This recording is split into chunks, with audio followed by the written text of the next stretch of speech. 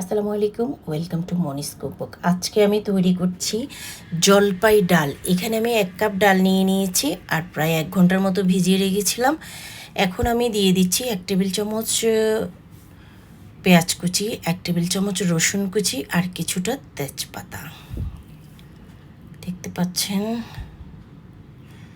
সামান্য পরিমাণে হলুদ দিয়ে দিয়েছি। আমি ডালের মধ্যে কিন্তু বেশি পরিমাণে হলুদ দেই না, একদমই হাফ চামচের মতো আমি হলুদ দিয়েছি। আর 1 কাপ পরিমাণ পানি দিয়ে দিয়েছি।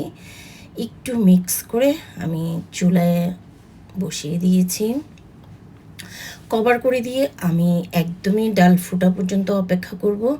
দেখতে পাচ্ছেন এই ডালটা অনেকখানি ফুটে গেছে, কেননা ডালকে আমি 1 ঘন্টা পর্যন্ত ভিজিয়ে রেখেছিলাম। এখানে আমাদের ডাল ঘুটনিরও প্রয়োজন পড়ে না, শুধু চামচ দিয়েই আমি ঘুটা দিয়ে নিচ্ছি। আর ডালটা এত সুন্দর করে গলে গেছে, সামান্য পরিমাণ পানি দিয়ে যখন ডাল সিদ্ধ করে নেবেন তখন খুব তাড়াতাড়ি সিদ্ধ হয়ে যায়।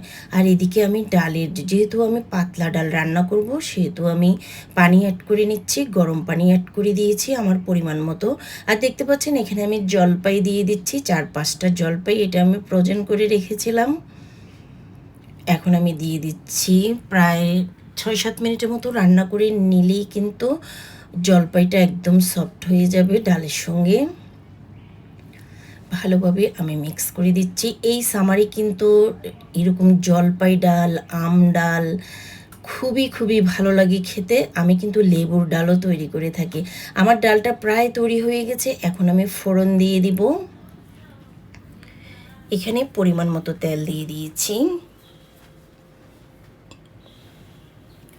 কিছু পরিমাণ পেঁয়াজ রসুন দিয়ে দিয়েছি ফোড়নের জন্য।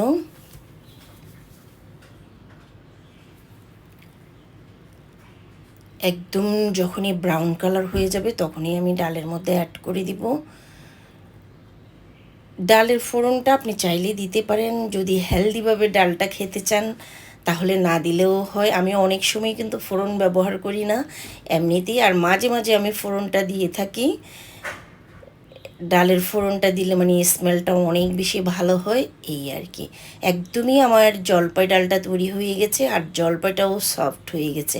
দেখতে পাচ্ছেন কত সহজে সামারে এই ধরনের জলপাই ডাল তৈরি করা যায়। আর সর্বশেষে আমি দিয়ে দিয়েছি ধনিয়া কুচি, ধনিয়া পাতা কুচি দিয়ে ভালোভাবে নাড়াচাড়া করে আমি আরও 2-1 মিনিটের করে রান্না করে নেব। তারপরে একদম চুলার জাল বন্ধ করে দিয়েছি, আমার ডালটা পুরোপুরি হয়ে গেছে।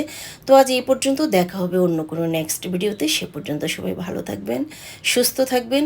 আল্লাহ হাফেজ, আসসালামু আলাইকুম।